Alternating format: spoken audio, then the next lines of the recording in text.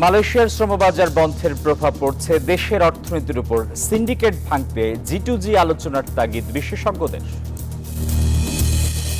সংযুক্ত আরব আমিরাতের রেকর্ড ভাঙা বৃষ্টির ধকল কাটিয়ে কাজে ফিরছেন প্রবাসীরা।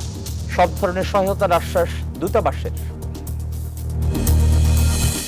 এবং সৌদির রাজধানী রিয়াদ মাতালো প্রবাসীদের ব্যান্ড ঝংকার। মরুর বুকে ধ্বনিত হলো লাল সবুজের সুর। সবাইকে স্বাগত জানাচ্ছি প্রবাসী নিউজ 24 সংবাদে। আপনাদের সঙ্গে আছি আমি আসিফ টিপু। দেখছিলেন সংবাদ শিরোনাম, এবারে বিস্তারিত। বাংলাদেশের জনশক্তির জন্য এশিয়ায় সম্ভাবনার সোনালী দরজা খোলা ছিল যে শ্রমবাজারে, তা এখন বন্ধ। সাবেক পররাষ্ট্রমন্ত্রী বলছেন, অদৃশ্য শক্তির সহায়তায় মালয়েশিয়া বাংলাদেশের এজেন্সিগুলোর সিন্ডিকেটে নষ্ট হয়েছে এই বাজারটি, যার প্রভাব পড়বে দেশের অর্থনীতির উপরও। সম্ভাবনার এই বন্ধ দরজায় কড়া নাড়তে হলে এজেন্সিগুলোর বৃত্তের বাইরে গিয়ে দুই দেশের সরকার পর্যায়ে শ্রমিক নেয়ার প্রক্রিয়া শুরু করতে হবে। বিস্তারিত নাইমাল জিকোর রিপোর্টে। মালয়েশিয়া গেল 2 বছরে বাংলাদেশের দ্বিতীয় সর্বোচ্চ মানব শক্তি রপ্তানি হয়েছে এশিয়ার এই দেশটিতে। বৈশ্বিক সংকটের সময় যখন প্রতিদিনই আলোচনায় রেমিটেন্স, তখন হঠাৎই বন্ধ হয়ে গেল শ্রম রপ্তানির এই বিশাল বাজার। শুধু অর্থনৈতিক ক্ষতি নয়, দেশটিতে ভুয়া ওয়ার্ক পারমিট নিয়ে প্রবেশ করে বেকারের বোঝা ভারী করার অভিযোগও বরণ করতে হচ্ছে বাংলাদেশকে। 2018 সালে বন্ধের 4 বছর পর নানা দেন দরবারে বাজারটি খুললেও ফের সক্রিয় হয় পুরনো দুষ্টচক্র। ভুয়া নিয়োগপত্র আর ওয়ার্ক পারমিটে ভিসা দিয়ে নিঃস্ব করছে দেশের ভাগ্যোন্বেষী লাখ লাখ তরুণকে। 14টি দেশের জন্য 2022 সালে মালয়েশিয়ার শ্রমবাজার খুললেও বাংলাদেশের ধীরগতিতে বাজারটি বিরাট অংশ দখল করে নিয়েছে নেপাল, শ্রীলঙ্কা, ফিলিপিন সহ 13টি দেশ। আমাদের অনেকগুলো অবস্ট্রাগল আছে এই প্রসেসে। আমার একটা কর্মী পাঠাতে 60 থেকে 90 দিন লেগে যায়। এটাকে আমার নামায় 3 সপ্তাহের মধ্যে আসতে হবে, 2 থেকে 3 সপ্তাহ। যেটা শ্রীলঙ্কা করছে, যেটা ইন্দোনেশিয়া করছে, যেটা ফিলিপাইন করছে, এরা যদি করতে পারে then why we can't do it. দেশ যখন যাচ্ছে রিজার্ভ সংকটের মধ্য দিয়ে, ঠিক সেই সময় রেমিটেন্স পাঠানোর তালিকায় 2 নম্বরে থাকা মালয়েশিয়ায় শ্রমশক্তি রপ্তানি বন্ধ হয়ে গেল, যার ফলে বিশাল বড় ক্ষতির সম্মুখীন হলো বাংলাদেশ। বিএমইটির তথ্য বলছে, গেল 20 বছরে মালয়েশিয়া থেকে রেমিটেন্স এসেছে 12 লাখের কিছু বেশি, যার মধ্যে 2022 সাল থেকে এখন পর্যন্ত দেশটিতে গেছেন 3.5 লাখ কর্মী। আর চলতি বছর জানুয়ারি পর্যন্ত দেশের মোট রেমিটেন্সের 8% যোগান এসেছে মালয়েশিয়া থেকে। যেই জায়গাটায় আমাদের ডলারের সাপ্লাই বাড়ানোর কোনো অল্টারনেটিভ নাই, সেখানে এত ইম্পর্টেন্ট দুটো রেমিটেন্স মার্কেট, যেখান থেকে রেমিটেন্সের একটা বড় অংশের সূত্রপাত হয়, সেখানে ফার্দার রিপ্লেসমেন্ট আমাদের মাইগ্রেন্ট ওয়ার্কার্স, সেটা যদি আসলে সীমিত হয়ে যায়, আমাদের ম্যাক্রো ইকোনমিক চাপটা হয়তো আরো বাড়বে। অভিবাসন খাতের বেসরকারি গবেষণা প্রতিষ্ঠান রামরু বলছে, মালয়েশিয়ায় কর্মী পাঠানোর ক্ষেত্রে অন্য দেশের রিক্রুটিং এজেন্সির সংখ্যা বেঁধে দেওয়া হয় না, বিস্ময়করভাবে যা বাংলাদেশের ক্ষেত্রে হয়েছে।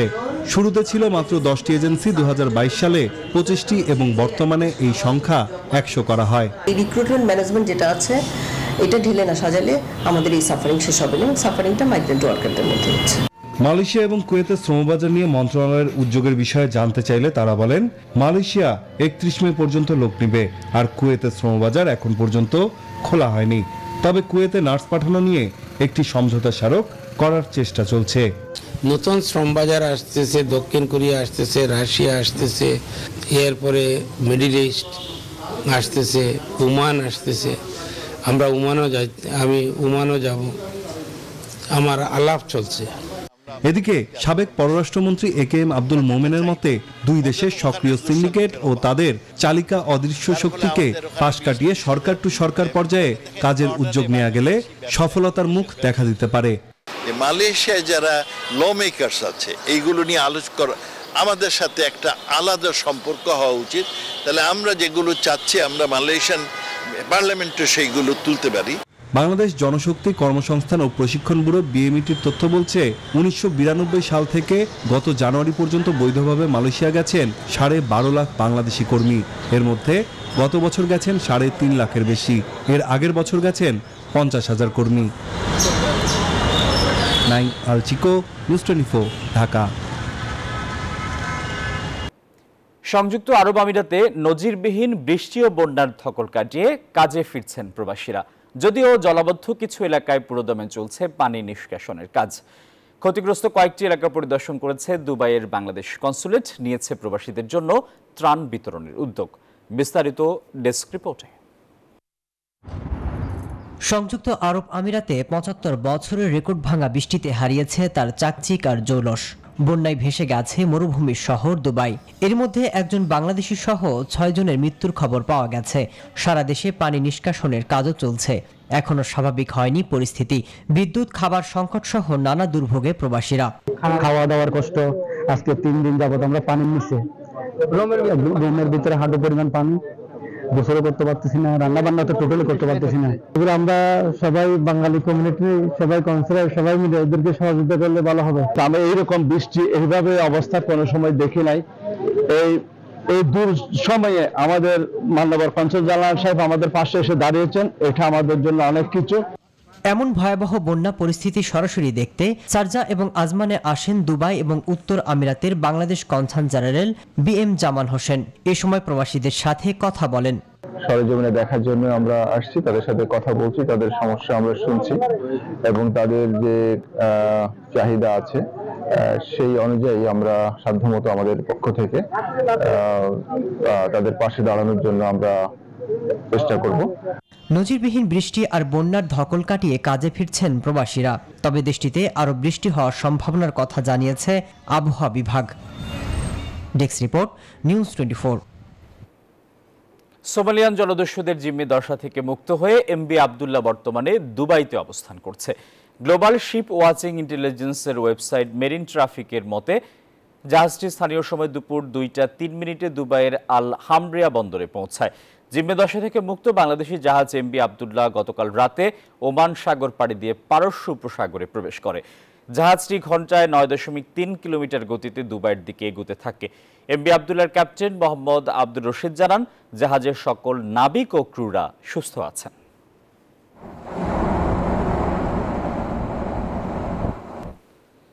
ঈদ ও আনন্দ উদযাপন করেছে কুয়েতে বাংলাদেশ ডিপ্লোমা ইঞ্জিনিয়ার্সদের সংগঠন বাদেশিক। কুয়েতের হিজিল অঞ্চলে শুক্রবার দিনব্যাপী শিশুদের জন্য বল নিক্ষেপ, বালিশ খেলা, হাঁড়ি ভাঙ্গা সহ আরও ছিল নানা খেলাধুলা আর কুইজ প্রতিযোগিতা। সংগঠনের সভাপতি প্রকৌশলী মোহাম্মদ হজরত আলীর সভাপতিত্বে বিশেষ অতিথি হিসেবে উপস্থিত ছিলেন বাংলাদেশ দূতাবাসের ৩য় সচিব আব্দুল লতিফ ফকির।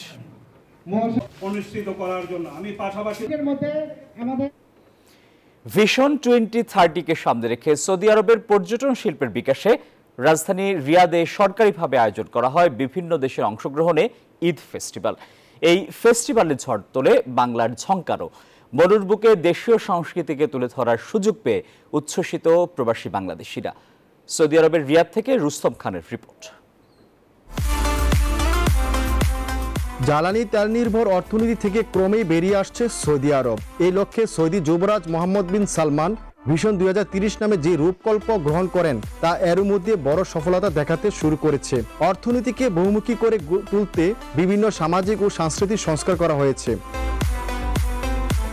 কয়েক বছর আগেও সৌদির মাটিতে ওপেন কনসার্ট, নাচ, গান ও নাটক প্রদর্শন করা ছিল বেশ কঠিন। মোহাম্মদ বিন সালমানের পরিবর্তনের ছোঁয়ায় পর্যটন শিল্প ও সংস্কৃতিকে আকর্ষণীয় করতে নেওয়া হয় নানা পদক্ষেপ।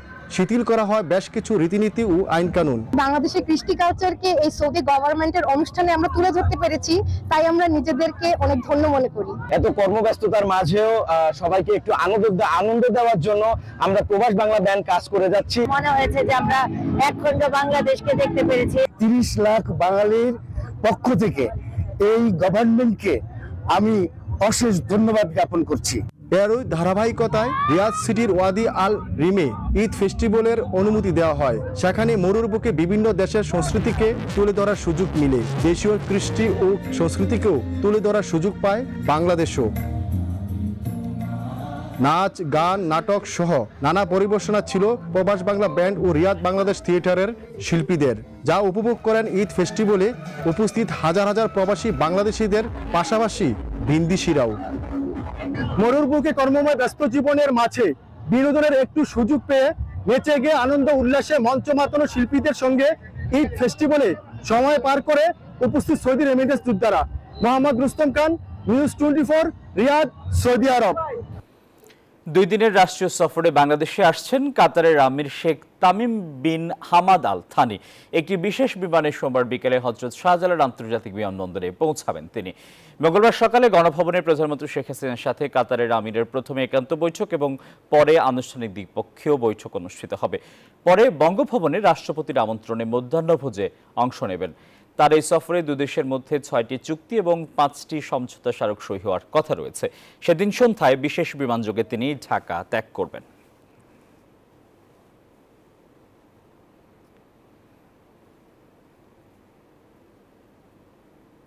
প্রবাসী নিউজ 24 সংবাদের সময় হলো একটা বিরতির। আরো খবর নিয়ে ফিরছি, সঙ্গেই থাকুন।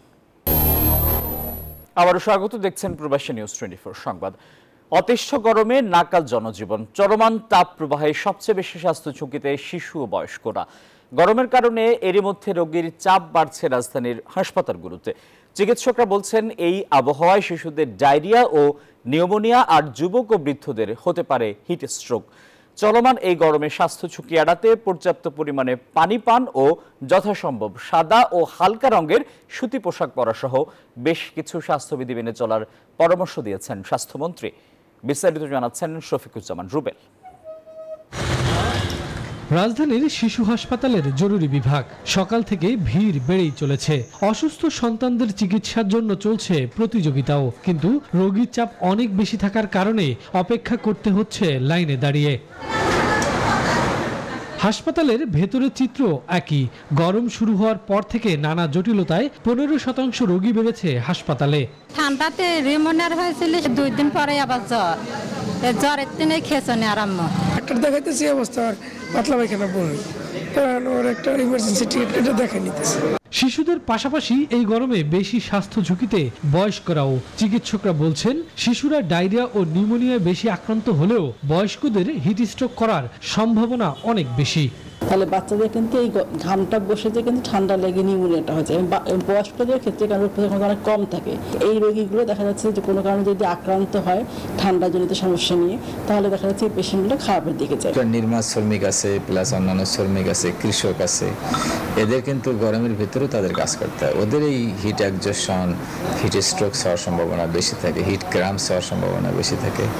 তীব্র এই গরমে স্বাস্থ্য ঝুঁকি এড়াতে স্বাস্থ্যবিধি মেনে চলার পরামর্শ দিয়েছেন স্বাস্থ্যমন্ত্রী ডাক্তার সামন্তলাল সেন। বলেন ছায়াযুক্ত এলাকায় অবস্থান করা, বাইরে ছাতা ব্যবহার করা, হালকা ও সুতি পোশাক পরা এবং প্রচুর পরিমাণে বিশুদ্ধ পানি পান করা সহ বেশ কিছু স্বাস্থ্যবিধি অবশ্যই এ সময় মেনে চলতে হবে। বাড়ির বাইরে থাকার সময় সরাসরি রোদ এড়িয়ে চলার চেষ্টা করবেন। শরীরের পানি শূন্যতা এড়াতে অতিরিক্ত পানি ও শরবত পান। স্যালাইন পানিতে থাকা সোডিয়াম পটাশিয়াম চিনি শরীর সজীব রাখতে বিশেষভাবে কার্যকর। দীর্ঘ সময় গরমে থাকলে স্যালাইন পান করুন। এদিকে স্বাস্থ্য মন্ত্রণালয়ের পক্ষ থেকে এই গরমে রোগীদের জন্য রাজধানীর মহাখালীর ডিএনসিসি হাসপাতালে বিশেষ ব্যবস্থা নেওয়া হয়েছে। সোমবার থেকেই এ সেবা পাচ্ছেন রোগীরা। শফিকুজ্জামান রুবেল, নিউজ 24, ঢাকা। এদিকে দ্রুত দেশের তাপ প্রবাহ কমার কোনো সম্ভাবনা দেখছে না আবহাওয়া অধিদপ্তর। বরং এপ্রিলের মাঝামাঝি থেকে মে মাসের শেষ সময় পর্যন্ত বাড়তেই থাকবে তাপের দাপট। এমনকি ক্রমবর্ধমান এই তাপমাত্রা ভাঙতে পারে অতীতের সব রেকর্ড। তাপপ্রবাহের যে একটা অস্বস্তিকর অবস্থা, এটা আরও কিছুদিন অব্যাহত থাকতে পারে। তবে 24-25 তারিখের দিকে দেশে কিছুটা বৃষ্টিপাত, সারা দেশে বিচ্ছিন্নভাবে কিছু বৃষ্টিপাতের সম্ভাবনা রয়েছে। ফলে 24-25 তারিখের দিকে তাপমাত্রা কিছুটা কমতে পারে। তবে 27-28 তারিখের দিকে আবার তাপমাত্রা এই অবস্থায় আবার ফিরে আসার সম্ভাবনা রয়েছে। কিন্তু রাতের তাপমাত্রা কিন্তু স্বাভাবিক এসে 4 থেকে 5 ডিগ্রি সেলসিয়াস বেশি আছে। এই রাতের তাপমাত্রা অর্থাৎ সর্বনিম্ন যে তাপমাত্রা সেইটা বেশি থাকার কারণে কিন্তু মানুষের অস্বস্তির পরিমাণটা আরও বৃদ্ধি পায়। তবে এই বছর কিন্তু তাপমাত্রার পরিমাণটা বেশি, এটা বলা যাচ্ছে। হ্যাঁ, সেক্ষেত্রে হয়তো সেটা ছাড়িয়ে যাওয়ার সম্ভাবনা থাকে। গণমাধ্যমে প্রকাশিত সাবেক আইজিপি বেনজির আহমেদের অবৈধ সম্পদের অনুসন্ধানে দুদকে আবেদন করেছেন সংসদ সদস্য ব্যারিস্টার সাইদুল হক সুমন। রোববার দুপুরে সেগুনবাগিচায় দুদক কার্যালয়ে আবেদন জমা দেন তিনি। খবর প্রকাশের পরও দুদক পদক্ষেপ না নেয় তার এই উদ্যোগ। জানান প্রয়োজনীয় বিষয়টি হাইকোর্টের নজরে আনা হবে। আবেদনটি পর্যালোচনায় নেওয়া হয়েছে বলে জানিয়েছেন দুদক আইনজীবী। সাবেক আইজিপি বেনজির আহমেদের ঘরে আলাদিনের চেরাগ, এমন শিরোনামে সম্প্রতি জাতীয় দৈনিক কালের কণ্ঠ এবং বেসরকারি টেলিভিশন নিউজ 24-এ প্রতিবেদন প্রকাশ করা হয়। তুলে ধরা হয় বেনজির আহমেদের বিপুল পরিমাণ অবৈধ সম্পদের খোঁজ। প্রতিবেদনটি সংযুক্ত করে দুদকে সাবেক আইজিপি বেনজির আহমেদের এই বিপুল সম্পদের তদন্তের আহ্বান জানিয়ে একটি আবেদন জানান সুপ্রিম কোর্টের এক আইনজীবী। 34 বছরের লাইফে ওনার বেতন সহ হওয়ার কথা 1,74,00,000, প্রায় 1.25 কোটি, কিন্তু 1.25 কোটিতে ওনার বেতন টেতন মিলে আর ওনার মেয়ে আর বউ মিলে মাশাল্লাহ প্রায় কয়েকশো কোটি। দুদক আল্লাহ মাহফুজ জানে নিজে স্টার্ট তো নিতেই পারে না, ধাক্কায় স্টার্ট হয় না। দুদক এটা বলবে না, ইনকোয়ারি করবে না, আরে ভাই একটা কাজ তো করো, এতগুলা বেতন নিতেছো, খালি এই যে কাজী আর ওই যে সাব রেজিস্ট্রারের মামলা করার জন্য দুদক আসে নাই তো। আর বড় জিনিস দেখলেই দুদক চুপসে যায়।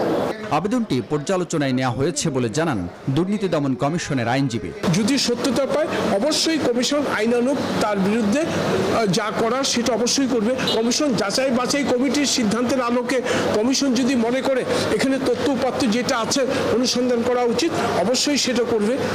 প্রতিবেদনে উঠে আসে সাবেক পুলিশ প্রধান বেনজির আহমেদের 2 মেয়ের নামে বেস্ট হোল্ডিং ও 5 তারা হোটেল লা মেরিডিয়ানের 2 লাখ শেয়ার রয়েছে।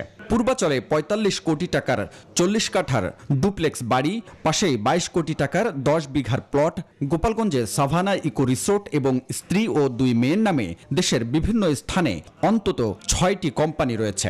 ভাওয়ালগড়ে হেলিপ্যাড, রেস্তোরাঁ, জিমনেশিয়াম, সুইমিং পুল সহ 160 বিঘার আলিশান রিসোর্ট, এছাড়াও হাজার কোটি টাকার সম্পদের তথ্য তুলে ধরা হয় প্রতিবেদনটিতে। হাবিবুল ইসলাম হাবিব, নিউজ 24, ঢাকা। ব্যাংক খাতে ঋণ পুনঃতফসিলের হিসাব বিবেচনা করা হলে প্রকৃত খেলাপি ঋণ আরও বেশি হবে। বিষয়টি নিয়ে সিরিয়াস গবেষণা হওয়া উচিত বলে মন্তব্য করেছেন বরেণ্য অর্থনীতিবিদ ডক্টর রেহমান সোবান। এক্ষেত্রে বাংলাদেশ ব্যাংকের নীতি ও প্রাতিষ্ঠানিক ব্যর্থতাকে দায়ী করেন তিনি। রোববার রাজধানীতে এক অনুষ্ঠানে এসব কথা বলেন তিনি। বলেন, প্রত্যেক সংসদ নির্বাচনে ঋণ পুনঃতফসিলের সুযোগ দেওয়া হলেও তাতে কোনো লাভ হয় না, যা নাটক বলে আখ্যায়িত করেন তিনি। Is the Bangladesh paradox sustainable বা বাংলাদেশের টেকসই উন্নয়ন কি গোলক ধাঁধা, এমন নামে ক্যামব্রিজ ইউনিভার্সিটি প্রেস প্রকাশিত বইয়ের মোড়ক উন্মোচন অনুষ্ঠানে অংশ নেন রেহমান সোবহান সহ আরও অনেক অর্থনীতিবিদ ও গবেষক।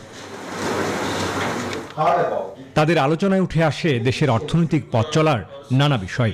অনুষ্ঠানে বক্তারা সমালোচনা করেন দুর্নীতিবাজদের ঐক্যবদ্ধ জোটের কারণে আর্থিক ও প্রাতিষ্ঠানিক সংস্কার গতি পাচ্ছে না। এছাড়াও ব্যাংক খাতে যে মার্জারের উদ্যোগ নেওয়া হয়েছে সেখানেও দায়ীদের নিরাপদ রাখা হচ্ছে। ব্যাংক খাতে মার্জার যেটা করা হচ্ছে সেখানে সমস্যাকে আরো দীর্ঘায়িত করা হচ্ছে, যাদের কারণে ব্যাংকের এমন দুরবস্থা তাদেরকে আরো সুরক্ষা দেওয়া হচ্ছে।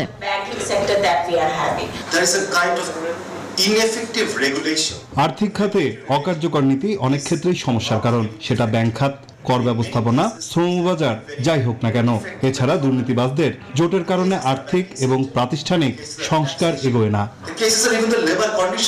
অনুষ্ঠানে রেহমান সোবহান সমালোচনা করেন ব্যাংক খাতে ঋণ পুনঃতফসিলের সুযোগ রাখা নিয়ে। প্রতি নির্বাচনেই খেলাপিদের যে সুযোগ দেয়া হয় তার নাটক উল্লেখ করে এ নিয়ে গবেষণার পরামর্শ দেন তিনি। দিনের পর দিন যারা ঋণ পুনঃতফসিলের সুযোগ নেয়, সংসদ নির্বাচন এলেই তাদের আবার সুবিধা করে দেওয়া হয়, যে এক ধরনের নাটক।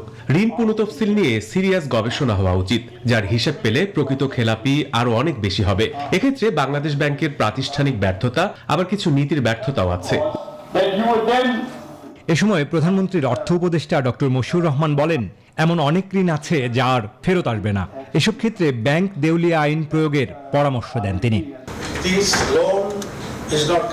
এমন অনেক ঋণ আছে যা আর কখনোই ফেরত আসবে না। সাময়িকভাবে নির্বাচনের সুযোগ দিয়ে তা আদায়ের চেষ্টা করে ব্যাংকগুলো। এক্ষেত্রে দেউলিয়া আইন প্রয়োগ করা যেতে পারে। বক্তারা বলেন, শুধু প্রাতিষ্ঠানিক সংস্কার নয়, অর্থনৈতিক অগ্রযাত্রা টেকসই করতে বড় বাধা অসৎ রাজনীতিবিদ, ব্যবসায়ী ও আমলাদের যোগসূত্র।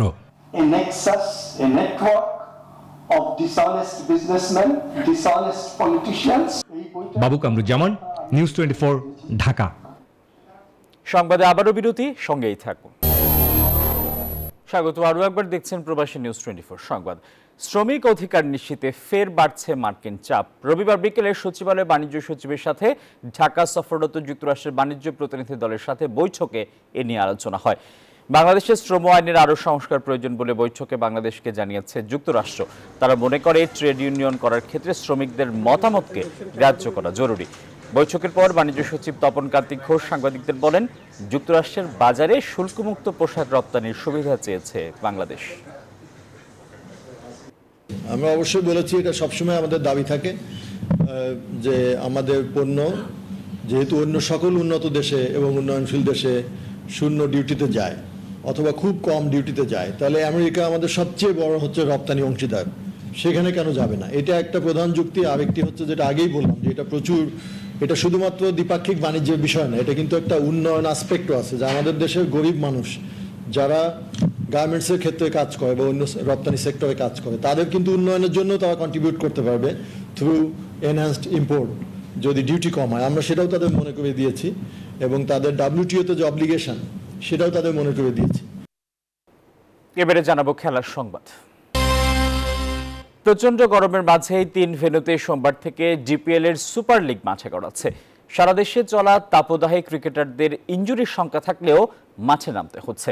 সে কারণে অসন্তুষ্ট দলগুলোর কোচরাও। মিরপুরে এদিন অনুশীলন করেছে Abahani, Prime Bank, Gazi Group ক্রিকেটার্সরা। এদিকে ম্যাচের মাঝেও বাড়ানো হয়েছে বিরতির সময়।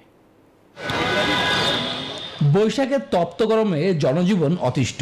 এর মাঝেই ডিপিএল এ সুপার 6-এ অংশ নেওয়া দলগুলোর হোম অফ ক্রিকেটে অনুশীলন। মিরপুরের একাডেমি মাঠে চলে তাদের সেই ঘাম ঝরানো প্র্যাকটিস। এই গরমের মাঝে খেলতে হয় শাইনপুকুরের কোচ তালহা জুবায়ের পেসারদের নিয়ে শঙ্কিত। এমন সময় ডিপিএল এর আসর চলায় পেসারদের পাশাপাশি অন্যদেরও ইনজুরির সংখ্যাও দেখেন তিনি। খেলাটা আসলেই ডিফিকাল্ট, তারপরও ম্যানেজমেন্ট করতে হচ্ছে, কারণ পানি অনেক ফ্লুইড ইনটেক করছে ওরা। ফাস্ট বোলার আমার যেমন লাস্ট ম্যাচে রবিউল ইনজুরি হয়ে গেল, সো ইনজুরি আমি আশা করি যে আর যে কয়েকটা ম্যাচ আছে আমার ফাস্ট বোলাররা, বিশেষ করে নাহিদ রানা, মুগ্ধ, এরা যদি ইনজুরি হয় আমার জন্য ডিফিকাল্ট হয়ে যাবে। দলগুলো নিজেদের মধ্যে আলোচনা সেরেই সুপার লিগের ম্যাচ চলাকালীন বিরতির সময় বাড়িয়ে নিয়েছে। এমনকি পানিপান বিরতিও থাকবে বেশ কয়েকবার। কাজের গ্রুপের সাথে খেলা, ওনাদের যে কোচ আছে তার সঙ্গে আলাপ করে হয়তোবা ম্যাচ অফিসিয়ালদের সাথে আলাপ করে আমরা হয়তোবা চেষ্টা করব যে 3টা ড্রিঙ্কস ব্রেক যদি করা যায়, আর বলাররা একটা স্পেল শেষ হওয়ার পরে যদি একটু আম্পায়ার অ্যালাউ করে 2টা ওভারের জন্য, তাহলে হয়তোবা একটু বেটার হবে। এদিকে শেখ জামালের কোচ সোহেল ইসলাম জানালেন, ইচ্ছা না থাকলেও অসহনীয় গরমের মাঝেই ডিপিএল খেলতে হচ্ছে। একদিন খেলবো, একদিন মানে 2 দিন গ্যাপ থাকবে, তারপর আরেকদিন খেলা, তো এইটারে যদি আরেকটু একদিন বাড়ানো যেতে পারে, এরকম করতে পারলে ভালো। সিডিএম চিন্তা করবে যে আসলে কিভাবে করবে, এবং আমার কাছে মনে হয় যে এই জিনিসটা ওরা মাথার মধ্যে মানে মাথায় নিবে। সোমবার সুপার লিগের 3 ম্যাচ অনুষ্ঠিত হবে। মিরপুরে আবাহনীর প্রতিপক্ষ প্রাইম ব্যাংক, বিকেএসপিতে শাইনপুকুর খেলবে গাজী গ্রুপ ক্রিকেটার্সের বিপক্ষে। ফতুল্লায় মুখোমুখি হবে মোহামেডান ও শেখ জামাল। শুভদেবনাথ, নিউজ 24, ঢাকা। সিলেটে যাত্রা শুরু করলো আইসিসি অনুমোদিত বাংলাদেশের একমাত্র ব্যাট ম্যানুফ্যাকচারিং কোম্পানি এমকেএস। অনুষ্ঠানে জাতীয় দলের ক্রিকেটার ইমরুল কায়েস জানান, এমকেএসকে ছড়িয়ে দিতে চান সবার মাঝে। আর মেহেদী হাসান মিরাজ জানিয়েছেন বিশ্বকাপ নিয়ে নিজের ভাবনার কথা। সিলেটে যাত্রা শুরু করলো আইসিসি অনুমোদিত বাংলাদেশের একমাত্র ব্যাট ম্যানুফ্যাকচারিং কোম্পানি এমকেএস। সিলেটের একটি 5 তারকা হোটেলে কনফারেন্স রুমে এমকেএস ব্যাটের সিলেট চ্যাপ্টার উদ্বোধনে উপস্থিত ছিলেন জাতীয় দলের তারকা ক্রিকেটার ইমরুল কায়েস ও মেহেদী হাসান মিরাজ। দেশের একমাত্র ব্যাট ম্যানুফ্যাকচারিং কোম্পানির চেয়ারম্যান ইমরুল কায়েস জানান, বাংলাদেশের একমাত্র আইসিসি অনুমোদিত ব্যাট এমকেএসকে ছড়িয়ে দিতে চান সবার মাঝে। ম্যাটেরিয়ালসগুলো যে জায়গা থেকে আনা হয় সবার আমাদের একই জায়গা থেকে হচ্ছে, তা আমার মনে হয় যে কোয়ালিটির দিক থেকে এটা কোনো রকমভাবে কম হওয়ার কথা না। আমরা চেষ্টা করবো যে আমরা আরও বেটারভাবে কীভাবে করা যায়, কারণ এটা আমাদের ফার্স্ট বিজনেস। আমরা অবভিয়াসলি চেষ্টা করবো যে মানুষ যাতে আমাদের একটা প্রোডাক্ট নিয়ে খুশি থাকে, আমরা সেভাবে আমরা কাজ করে যাচ্ছি। চাইবো যে বাংলাদেশ ভালো করবে ওয়ার্ল্ড কাপে, বাংলাদেশ চাইবো ওয়ার্ল্ড কাপ জিতে আসুক, এটা তো চাইবো অ্যাজ এ প্লেয়ার হিসাবে। বাট চাওয়ার মানে জেতার আগে আমি চেষ্টা করব সবসময় আমরা চাইবো যে যেন বাংলাদেশ ভালো ক্রিকেটটা খেলে আসতে পারে। এই অনুষ্ঠানে জাতীয় দলের ক্রিকেটার মেহেদী হাসান মিরাজ জানান, টি-20 বিশ্বকাপকে সামনে রেখে নিজের প্রত্যাশার কথাও। সবাই সবসময় পারফর্ম করতে চায়, বাট প্রত্যেকটা প্লেয়ার প্রতিদিন পারফর্ম করতে পারে না।